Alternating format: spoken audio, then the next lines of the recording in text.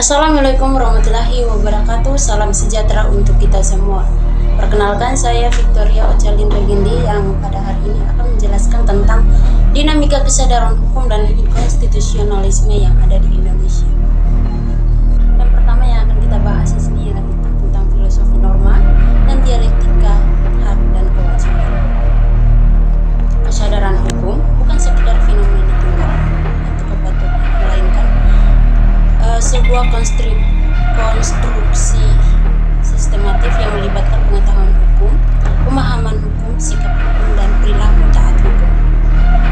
Secara filosofis, hukum hadir untuk menciptakan ketertiban dan keadilan, namun dalam realistisnya sering terjadi kesenjangan antara hukum tertulis dan hukum yang dijalankan dalam kehidupan berbangsa dan bernegara. Seperti yang dikatakan oleh Sri dan Rahmatati dalam bukunya hingga dalam studinya menyatakan bahwa kegagalan hukum sering terjadi karena disebabkan oleh pemahaman yang krusial terhadap hak dan kewajibannya itu sendiri. Banyak orang yang mengambil hak orang lain tanpa memikirkan itu demi kepentingan diri sendiri.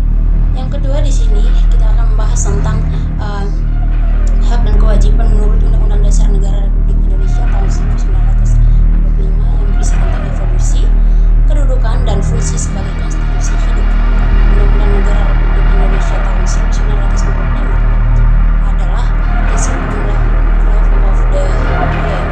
Sejarah mencatat bahwa konstitusi ini bersifat dinamis dari pasca reformasi Undang-Undang 1945 mempertegas fungsi kontrol terhadap konstitusionalisme dan terhadap kekuasaan agar tidak terjadi kendali absolutnya yang melanggar hak-hak rakyat. Yang pertama, pada tahun 2000 menjelaskan bahwa konstitusionalisme kita saat ini telah mengadopsi prinsip konstitusionalisasi yang kuat, di mana hak asasi manusia diposisikan sebagai pilar utama. Kedudukan Undang-Undang Dasar Negara Republik Indonesia tahun 1945 sebagai norma tertinggi mengandung konsekuensi yuridis bahwa setiap kebijakan publik harus memiliki landasan konstitusionalisme yang jelas. Yang ketiga, kita akan membahas tentang analisis kritis tata aturan peraturan perundang-undangan. Struktur hukum Indonesia yang hierarkis bertujuan untuk menciptakan kepastian hukum berdasarkan Undang-Undang Nomor 13 Tahun 2022. Prinsip lex superior dera legi interior berlaku di mana peraturan yang lebih rendah tidak boleh bertentangan dengan peraturan yang lebih tinggi. Namun tantangan saat ini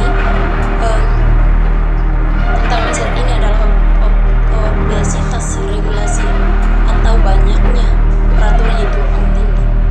Rahman dan Tamil menyoroti bahwa ketidaktahuan masyarakat terhadap hierarki ini seringkali dimanfaatkan oleh oknum untuk melakukan peraturan liar atau tindakan yang semena-mena. Yang keempat, kita akan membahas tentang kemerdekaan berpendapat di ruang digital, etika dan bertanggung jawab. Keterbukaan informasi adalah ciri khas masyarakat demokrasi. Namun, era digital membawa resiko anarki digital. Dalam karyanya Wijaya pada tahun 2003 mencatat bahwa kasus pencemaran nama baik dan pembunuhan siber di Indonesia terus meningkat karena rendahnya literasi digital dan berkelindasnya dengan rendahnya kesadaran hukum. Kemerdekaan berpendapat dalam pasal 28E ayat 3 Undang-Undang Dasar Negara Republik Indonesia tahun 1945 bukanlah hak absolut, melainkan hak yang dibatasi oleh undang-undang demi menjaga kehormatan orang lain dan keamanan nasional. Dan yang kelima, kita akan membahas tentang internalisasi budaya hukum dan solusi strategis berbasis komunitas. Tahap tertinggi dari kesadaran hukum adalah terbentuknya budaya hukum. Budaya hukum adalah keseluruhan nilai, sikap, dan opini masyarakat terhadap hukum.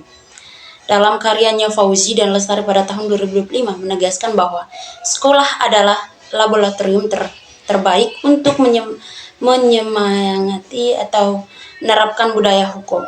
Solusi strategisnya untuk meningkatkan kesadaran hukum tidak biasa hanya bersifat intelektual, tetapi harus partisipatif.